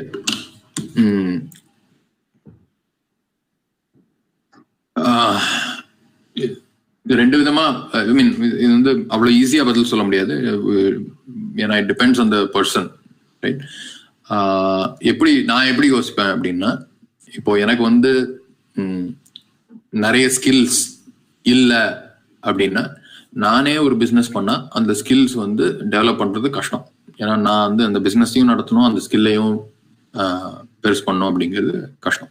அப்போ வந்து ஒரு வேலைக்கு போனேன்னா, ஒரு பெரிய கம்பெனியில் போனேன்னா அவங்க வந்து எனக்கு சம்பளம் கொடுத்து அவங்க அந்த ஸ்கில்லையும் எனக்கு சொல்லிக் கொடுப்பாங்க. அப்போ அவங்க சம்பளத்தில் நான் அந்த ஸ்கில்லை வந்து கற்றுக்கலாம். எனக்கு ரிஸ்க் வந்து கம்மி. ஸோ அப்போது அந்த ஸ்கில்லை வளர்க்குறதுக்கு அந்த சம்பளம் வாங்கிட்டு ஸ்கில்லை வளர்த்துட்டு அதுக்கப்புறம் வந்து நான் கம்பெனி ஆரம்பிக்கலாம். ரெண்டாவது என்னன்னா, இப்போ எல்லாருக்குமே வந்து பெரிய கம்பெனில வேலை கிடைக்குமா, வேலை இருக்குமா, எத்தனை வருஷம் வேலை இருக்கும் அப்படிங்கிறது தெரியாது நமக்கு. அப்போ வந்து இப்போ நம்மளுக்கு வந்து நம்மளா கத்துக்கிற ஸ்கில் வந்து ஒரு skill, for example sales. So எதையும் வந்து எடுத்து விற்கிறது அப்படிங்கிறது வந்து நம்மளா கத்துக்கிற ஸ்கில் தான் இப்போதைக்கு. அது கற்றுக் கொடுக்கறதுங்கிறது வந்து அவ்வளோ ஈஸி கிடையாது. கற்றுக் கொடுக்கறத விட நிறைய பேர் கத்துக்கிறாங்க அப்படிங்கிறது தான் உண்மை. ஸோ அந்த மாதிரி ஸ்கில் வந்து உங்களுக்கு இருந்தது அப்படின்னா நீங்க அதை வந்து ஒரு உங்களோட பிசினஸா நீங்க நடத்துனீங்கன்னா அதை வந்து ரிஸ்க் இல்லாம நீங்க பெருசு பண்ணலாம். அந்த பிசினஸையே நீங்க பெரிய பிசினஸா வளர்க்கலாம். நீங்க வந்து வேற நிறைய பேரை வந்து வேலைக்கு கேட்டுக்கலாம், எடுத்துக்கலாம். ஸோ அந்த மாதிரியும் வந்து கண்டிப்பா பண்ண முடியும். ஆனா இது வந்து ஒரு நான் எப்படி நினைக்கிறேன் அப்படின்னா, சில பேர் எப்படி சொல்லியிருக்காங்க அப்படின்னா, அண்ட் இது வந்து எனக்கு ரொம்ப ஒரு பிடிச்ச ஒரு இது யோசிக்கிறதுக்கு ஒரு பிடிச்ச இது என்னன்னா, வந்து நான் இப்போ ஒரு முடிவு எடுக்கிறேன், இதுதான் என்னோட வாழ்க்கையில இந்த முடிவு அப்படிங்கிறது கிடையாது. ரைட்? ஸோ நீங்க எப்படி யோசிக்கணும்னா, நான் வந்து ஒரு எது பண்ணணும்னாலும் நான் வந்து ஒரு செட் ஆஃப் ஸ்கில்ஸ் வந்து கிரியேட் பண்ணிக்கிறேன். I am trying to acquire a set of different skills. ஒரு பிரீஃப் கேஸ் ஃபுல்லா டிஃப்ரெண்ட் ஸ்கில்ஸ் நான் வந்து அசெம்பிள் பண்ணிக்கிறேன். ஸோ நான் என் லைஃப்ல நானே ஃபியூச்சர்ல சக்சஸ்ஃபுல்லா இருக்கணும் அப்படின்னா அந்த செட் ஆஃப் ஸ்கில்ஸ் இருந்தால் தான் நான் சக்சஸ்ஃபுல்லா இருக்க முடியும். அதுல ஒன்னே ஒன்று இருந்து வந்து பிரயோஜனம் கிடையாது. ரைட்? ஸோ அது வந்து ஒரு 5 ஸ்கில்லா, அது ஒரு 10 ஸ்கில்லா, 20 ஸ்கில்லா அப்படிங்கிறது அந்த ஸ்கில் என்ன வேணும், எனக்கு என்ன வந்து பிடிச்சிருக்கு, எந்த ஸ்கில் பிடிச்சிருக்கு அப்படிங்கறத வந்து தெரிஞ்சுக்கிட்டு அதுல வந்து அந்த ஸ்கில்ல வந்து நான் கத்துக்க போறேன். அந்த ஸ்கில்ல கத்துக்கிறதுனால I am becoming a better person, I am becoming a better leader, I am becoming better human, I am becoming a better member of society அப்படிங்கிற மாதிரி யோசிச்சுட்டு அதுல சில ஸ்கில் வந்து ஒரு பெரிய கம்பெனில கத்துக்கிறது ஈஸியா இருக்கும். சில ஸ்கில் வந்து நம்மளாதான் கத்துக்க முடியும். சில ஸ்கில் வந்து ஒரு ஸ்டார்ட் அப்பா பண்ணி இல்ல ஒரு கம்பெனியை ஸ்டார்ட் பண்ணி இல்ல ஒரு சின்ன பிசினஸ் தொடங்கி கத்துக்க முடியும். ஸோ அந்த லைஃப் டைம்ல பாத்தீங்கன்னா இந்த ஒரு 5 வருஷத்துல, நெக்ஸ்ட் 5 இயர்ஸ்ல, நெக்ஸ்ட் 10 இயர்ஸ்ல, நெக்ஸ்ட் 20 இயர்ஸ்ல நான் இந்த ஸ்கில் எல்லாம் கத்துக்க போறேன், இதெல்லாம் இருந்ததுன்னா நான் வந்து பெட்டரா இருக்க முடியும் அப்படின்ட்டு யோசிச்சுட்டு அப்போ அந்த ஸ்கில் கத்துக்கிறதுக்கு நான் நெக்ஸ்ட் என்ன பண்ண முடியும், இதுல இந்த 10 ஸ்கில்ல இதுல எந்த 2-3 ஸ்கில் வந்து நெக்ஸ்ட் 3 இயர்ஸ் 5 இயர்ஸ்ல நான் வந்து ஒரு எக்ஸ்பர்ட் ஆக போறேன் அப்படிங்கிற மாதிரி யோசிச்சு அந்த ஸ்கில் எல்லாம் கொஞ்சம் கொஞ்சமா அக்வயர் பண்ணா அந்த மாதிரி பண்றவங்க வந்து நிறைய பேர் வந்து பயங்கர சக்சஸ்ஃபுல்லா இருக்காங்க அவங்க லைஃப்ல. ஸோ இந்த ஸ்கில் வந்து it could be as technical as learning to program and being able to build mobile apps. On the other side it could be as abstract as sales. So நான் வந்து சேல்ஸ் கத்துக்க போறேன் அப்படின்ட்டு இருக்கலாம், இல்ல நான் அக்கௌண்டிங் கத்துக்க போறேன்ட்டு இருக்கலாம், இல்ல நான் மேனேஜ்மெண்ட் கத்துக்க போறேன்ட்டு இருக்கலாம், இல்ல நான் வந்து ஒரு ஸ்போர்ட்ஸ் கத்துக்கணும் நினைக்கிறேன் அப்படின்ட்டு இருக்கலாம், இல்ல நான் செஸ் கத்துக்க போறேன்ட்டு இருக்கலாம், இல்லைன்னா நான் வந்து பப்ளிக் ஸ்பீக்கிங்ல இம்ப்ரூவ் பண்ணிக்க போறேன்ட்டு இருக்கலாம். ஆனா நான் எந்த ஸ்கில்ல வேணா அக்வயர் பண்றேன் அப்படின்ட்டு அந்த லிஸ்ட் போட்டுக்கிட்டு நீங்க அந்த ஒரு ஸ்கில்லா நீங்க இம்ப்ரூவ் பண்ணீங்கன்னா அண்ட் நீங்க இன்னொரு ஆஸ்பெக்ட் வந்து எனக்கு ரொம்ப பிடிச்ச ஆஸ்பெக்ட் வந்து என்ன சொல்லியிருந்தாங்கன்னா, இப்போ இருக்கிற உலகத்துல நீங்க வந்து டாப் 1% இருந்தீங்கன்னா எந்த ஃபீல்ட்லயுமே நீங்க வந்து அதோட வேல்யூ வந்து ரொம்ப ஜாஸ்தி. 99% இருந்தாலும் அந்த டாப் 1% இருக்கிறதுக்கும் ரொம்ப டிஃபரன்ஸ் இருக்கு வேல்யூல. ஆனா சோ இப்போ வந்து நம்ம கிரிக்கெட்ல நம்ம வந்து டாப் தமிழ்நாடுலயே நம்ம டாப் 1% இருக்கணும் அப்படின்னா 6 கோடி மக்கள்ல 7 கோடி மக்கள்ல அந்த 60 பேரா வர்றது வந்து ரொம்ப ரொம்ப கஷ்டம் இல்லைங்களா? சோ அதை வந்து கொஞ்சம் மாத்தி பார்த்தா இப்போ ஒரு ஃபீல்ட்ல வந்து டாப் 25% வர்றது வந்து ரொம்ப ஈஸி. ரைட்? டாப் 10% வர்றது ஒரு 2-3 வருஷம் ட்ரை பண்ணீங்கன்னா டாப் 10% வரலாம். ஏன்னா நிறைய பேர் வந்து இந்த டாப் 10% வரணும்னு யோசிக்க மாட்டாங்க. ஒரு 2 ஃபீல்ட்ல டாப் 10% இருந்தீங்கன்னா ஆட்டோமேட்டிக்கா வந்து நீங்க டாப் 1% வந்துருவீங்க. ஸோ 2 ஃபீல்ட்ல டாப் 25% இருந்தீங்கன்னா ஆட்டோமேட்டிக்கா டாப் 10% வந்துருவீங்க.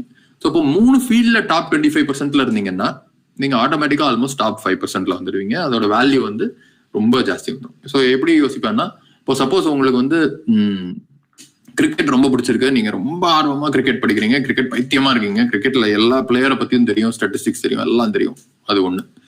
ரெண்டாவது வந்து உங்களுக்கு வந்து நெகோசியேஷன் ரொம்ப நல்லா தெரியும். ஸோ உங்களால வந்து இன்னொருத்தவங்களோட பேசி ஒரு நெகோசியேஷன் பண்ணி ஒரு பார்கெயின் பண்ணி அந்த டீலை வந்து பண்ண முடியுது, right? So deal making and negotiation வந்து நீங்க ரொம்ப நல்லா பண்றீங்க. ஏன்னா நீங்க வந்து நிறைய வருஷமா நீங்க சேல்ஸ் பண்ணிட்டு இருக்கீங்களோ இல்ல நெகோசியேஷன் பண்ணிட்டு இருக்கீங்களோ அந்த மாதிரி பண்ணிட்டு இருக்கீங்க. மூணாவது வந்து உங்களுக்கு அக்கௌண்டிங் வந்து ரொம்ப நல்லா தெரியுது. உங்களுக்கு ப்ராஃபிட் அண்ட் லாஸ் ஸ்டேட்மெண்ட் எப்படி ரொம்ப குயிக்கா ஒரு எந்த சேல் வந்து ப்ராஃபிட்டபிளா இருக்கும், எந்த சேல் ப்ராஃபிட்டபிளா இருக்காது, அந்த மாதிரி யோசிக்க முடியுது வச்சுக்கோங்களேன். இப்போ இந்த மூணுலயுமே நீங்க டாப் 5%, டாப் 25% இருந்தீங்கன்னா இது எல்லாத்தையும் சேர்த்துட்டு ஒரு ஐபிஎல் டீமுக்கு போய் நான் வந்து உங்களுக்கு பிளேயர்ஸை எப்படி வாங்குறது எப்படி விற்கிறதுங்கிறது வந்து பெட்டரா பண்ணி கொடுக்குறேன் அப்படின்ட்டு ஒரு வேலையையே கிரியேட் பண்ணிக்கலாம். இது ஒரு எக்ஸாம்பிள் தான், பட் அந்த மாதிரி ஒரு வேலையே கிரியேட் பண்ணிட்டு நீங்க இருக்கலாம். ஸோ இப்போ இந்த உலகத்துல இந்த நெக்ஸ்ட் 20 years 25 years நான் யோசிச்சு பார்க்கும்போது உங்களுக்கு என்ன ஸ்கில் இருக்கு, அந்த ஸ்கில்லுக்கு எவ்வளவு டிமாண்ட் இருக்கும், நீங்க எந்த செட் ஆஃப் ஸ்கில்ஸ் அசம்பிள் பண்ணி நீங்க வேர்ல்ட்லயே பெஸ்டா இருக்கலாம், அந்த மாதிரி யோசிச்சீங்கன்னா நீங்க உங்களுக்கு எந்த ஆப்பர்ச்சுனிட்டி வந்தாலும் அந்த எந்த ஸ்கில்ல டெவலப் பண்றீங்கிறத வந்து நீங்க இம்ப்ரூவ் பண்ணிக்கிட்டே இருக்கலாம். அதே இது வந்து ஆப்போசிட்டா என்ன பார்த்திருக்கேன்னா, சில பேர் எப்படி இருப்பாங்கன்னா நான் இதுதான் பண்ண போறேன் அப்படின்ட்டு ஃபோக்கஸ்டா இருப்பாங்க, அதையே ட்ரை பண்ணிட்டு இருப்பாங்க. சில கேஸ்ல வந்து அது முயற்சி வீணாயிடும், அது வந்து அவங்களால அச்சீவ் பண்ண முடியாது, அப்போ வந்து ரொம்ப உடஞ்சு போயிடுவாங்க. இல்லைன்னா ரெண்டாவது வந்து அந்த சப்போஸ் அந்த ஸ்கில் அச்சீவ் பண்ணிட்டாங்க ஆனா அந்த ஸ்கில்லுக்கு வேல்யூ இல்லாம போயிடும் சம்டைம்ஸ். ஸோ இப்போ நீங்க வேர்ல்ட்ஸ் பெஸ்ட் ஸ்டெனோகிராஃபரா இருக்க போறீங்கன்னு நினைச்சிட்டு ஒரு 30 வருஷம் முன்னாடி 40 வருஷம் முன்னாடி வேர்ல்ட்ஸ் பெஸ்ட் ஸ்டெனோகிராஃபர் ஆயிட்டீங்கன்னு வச்சுக்கோங்களேன், பிரச்சனைனா ஸ்டெனோகிராஃபருக்கே வேலை எல்லாம் போயிடுச்சு. ஸோ அப்போ எப்படி வேல்யூ இருக்கும் அதுக்கு? ஸோ அந்த மாதிரி யோசிச்சிங்கன்னா இந்த கேள்வி நீங்க கேட்ட கேள்வி வந்து நான் பெரிய கம்பெனிக்கு போகணுமா இல்லை நானே சொந்தமா பிசினஸ் பண்ணுமா அப்படிங்கிற கேள்வி வந்து அவ்வளோ ஈஸியா ஆன்சர் பண்ண முடியாது.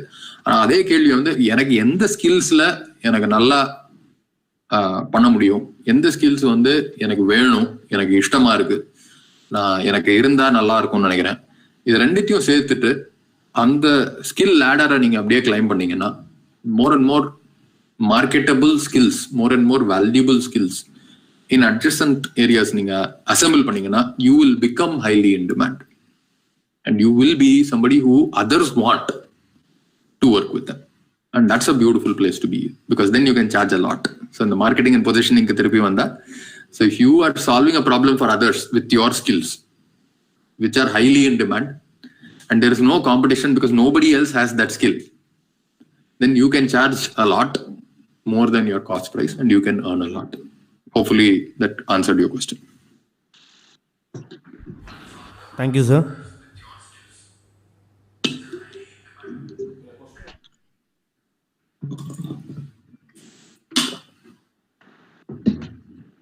Alright, வேற क्वेश्चंस இருக்குங்களா? சார் இப்போதான் சார் அந்த லிங்க்ல வந்து யூடியூப்ல வந்திருக்கு sir questions. Okay. Okay, how to analyze the customer problem, is there any theoretical method? So theoretical method வந்து ஜெனரலா மார்க்கெட் ரிசர்ச் அப்படின்னு சொல்லுவாங்க. மார்க்கெட் ரிசர்ச்ல வந்து நீங்க ஜெனரலா ஹை லெவல் மார்க்கெட் ரிசர்ச் பண்ணலாம். எத்தனை பேர், ஸோ சப்போஸ் சிம்பிள் கொஸ்டின் வந்து எத்தனை பேர் இந்த வாட்டர் இதுக்கே எடுத்துட்டா எத்தனை பேர் வந்து டிராவல் பண்ணும்போது அவங்க வாட்டர் பாட்டில் வாங்குறாங்க அப்படிங்கிறது வந்து ஒரு மார்க்கெட் ரிசர்ச். எங்க வாங்குறாங்க அப்படிங்கிறது மார்க்கெட் ரிசர்ச். ஸோ எங்க வாங்குறாங்க, எத்தனை லிட்டர் வாங்குறாங்க, இதெல்லாம் வந்து மார்க்கெட் ரிசர்ச். இது ஒரு type of market research.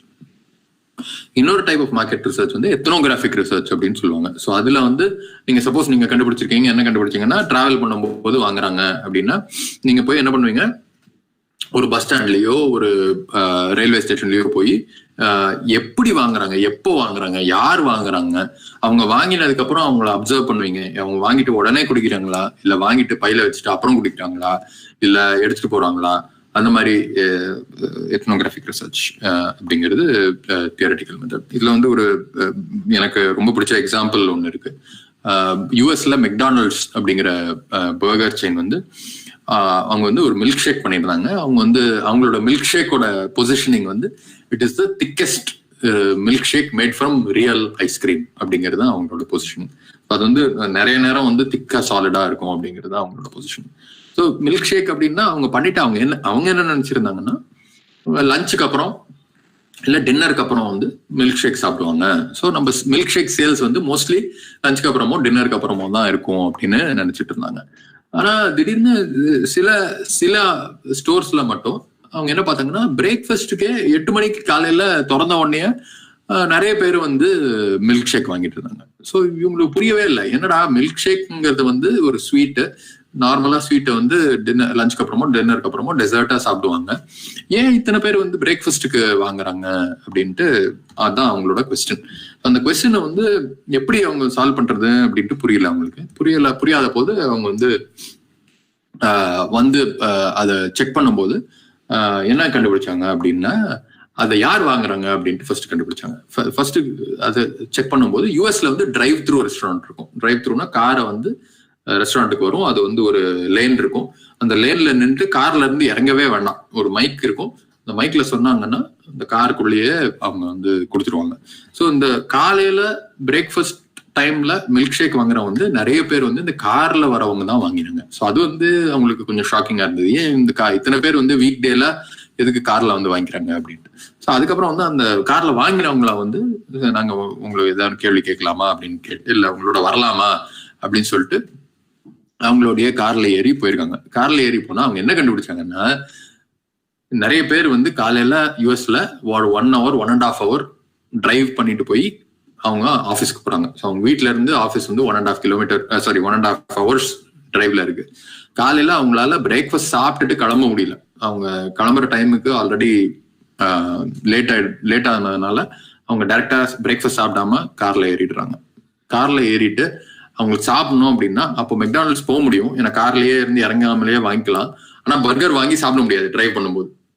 So அதனால மில்க் ஷேக் வாங்கினாங்கன்னா அதை வந்து அந்த கப் ஹோல்டர்ல வச்சுட்டு அவங்க அப்படியே சிப் பண்ணி டிரைவ் பண்ணும்போது குடிக்கலாம். ஸோ அவங்க என்ன ரியலைஸ் பண்ணாங்கன்னா, இந்த பிரேக்ஃபாஸ்ட் டைம்ல இவங்க வாங்குறது வந்து அது பிரேக்ஃபாஸ்ட் ஜாப் கம்ப்ளீட் பண்றதுக்காக வாங்குற மில்க் ஷேக், அது வந்து டெசர்ட்டான மில்க் ஷேக் கிடையாது அப்படின்னு கண்டுபிடிச்சதுக்கு அப்புறம் அதை வந்து அந்த மாதிரி அட்வர்டைஸ் பண்ணாங்க. அவங்க நீங்க கார்ல வந்து டிரைவ் பண்ணும் போதே லாங் டிரைவ்ல நீங்க இந்த மில்க் ஷேக்கை குடிக்கலாம் அப்படின்னு அட்வர்டைஸ் பண்ணாங்க. அது ஒண்ணு. ரெண்டாவது வந்து அது ஸ்வீட் ஆப்ஷன்ஸ் வந்து உங்களுக்கு நிறைய பேருக்கு பிடிக்கல, ஏன்னா காலையில இருந்துச்சு இவ்வளவு ஸ்வீட் குடிக்கணுமா அப்படின்ட்டு, அதனால கொஞ்சம் லோவர் ஸ்வீட் ஆப்ஷன்ஸையும் இன்ட்ரடியூஸ் பண்ணாங்க. ரெண்டையும் இன்ட்ரடியூஸ் பண்ணோம்னா அவங்களோட மில்க் ஷேக் சேல்ஸ் வந்து நிறைய இன்க்ரீஸ் ஆயிடுச்சு. ஸோ அந்த மாதிரி மார்க்கெட் ரிசர்ச் அப்படிங்கிறது வந்து கஸ்டமரோட ப்ராப்ளம் டிஸ்கவர் பண்றதுக்கு வந்து high level market research from industry trends reports இதெல்லாம் பார்த்து படிக்கலாம்.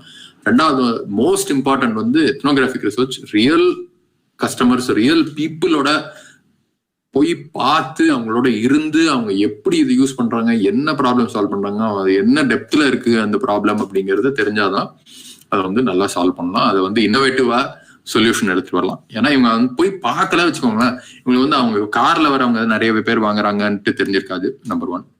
நம்பர் 2, அவங்க பிரேக்ஃபாஸ்ட் பதிலாக யூஸ் பண்றாங்கிறது கண்டிப்பா தெரிஞ்சிருக்காது அவங்க கிட்ட பேசி கேட்காம. ஸோ அது ரெண்டும் வந்து ரொம்ப முக்கியமான method. Super question. How can we market the importance of green economy in the context of climate change? Fantastic question.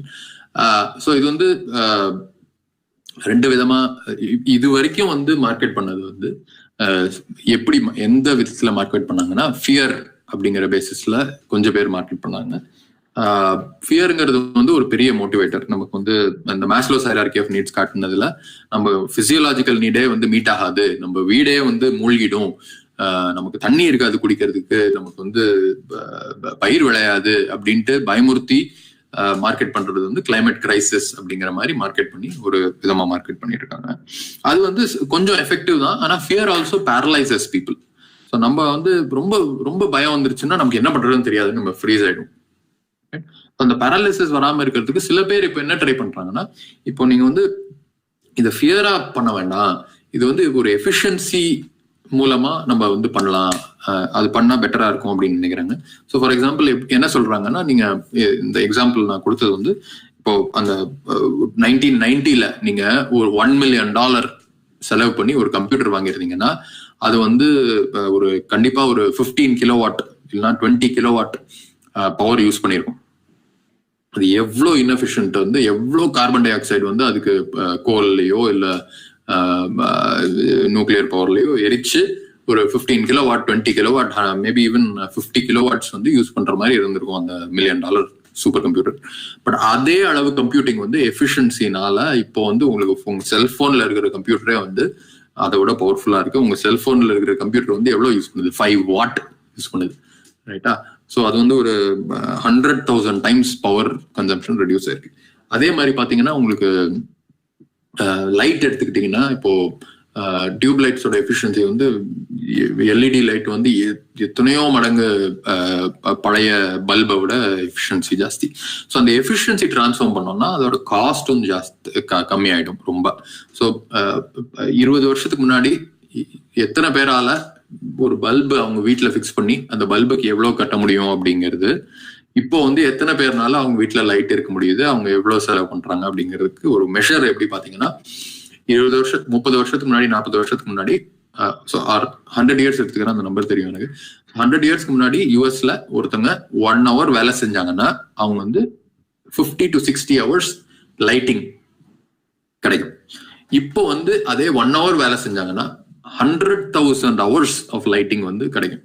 So அந்த 60 hours ஆஃப் லைட்டிங் ஒரு மணி நேரம் நான் உழைச்சேன்னா எனக்கு வந்து 60 மணி நேரம் லைட் வரும் அப்படிங்கிறது 100 இயர்ஸ் முன்னாடி இருந்த efficiency. And that is very polluting. அதே இது வந்து இப்போ 1 மணி நேரம் வேலை பண்ணோம்னா 100,000 hours ஆஃப் லைட்டிங் எனக்கு கிடைக்கும். இந்த கம்ப்யூட்டிங் டேர்ம்ஸ்ல பாத்தீங்கன்னா $1 மில்லியன் செலவு பண்ணி 50 கிலோவாட் வேஸ்ட் பண்ணி இருந்த கம்ப்யூட்டிங் 30 வருஷத்துக்கு முன்னாடி இப்போ வந்து 5 வாட் சோலார் பவர்லயே ரன் பண்ற கம்ப்யூட்டர் இருக்கு. ஸோ இது வந்து ஃபியர்ல இருந்து இது வந்து ஒரு எஃபிஷியன்சி ஒரு பெனிஃபிட் அப்படிங்கிறதுக்கு டிரான்ஸ்ஃபார்ம் பண்ணோம்னா இந்த உலகத்துல நம்ம இப்போ இருக்கிற உலகத்துல யாருக்குமே சாப்பாட்டுக்கு பஞ்சம் இருக்க வேண்டாம், யாருக்குமே துணிக்கு பஞ்சம் இருக்க வேண்டாம், யாருக்குமே தங்க வீடுக்கு பஞ்சம் இருக்க வேண்டாம். எல்லாமே வந்து லோ காஸ்ட்ல டெவலப் பண்றதுக்கு முடியும், லோ காஸ்ட் அண்ட் லோ பொல்யூஷன்ல டெவலப் பண்ண முடியும்.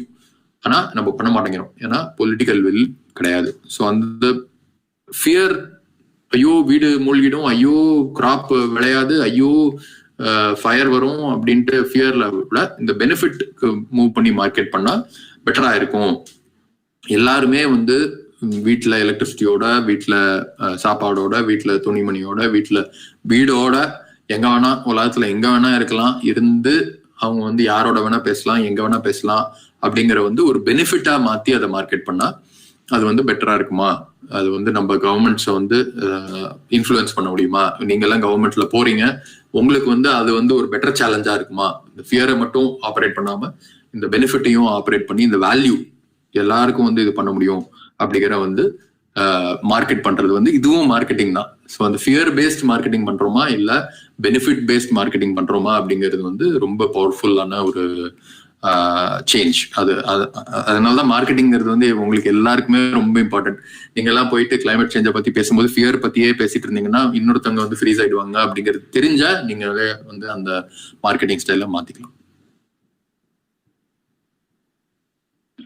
All right. Any other questions?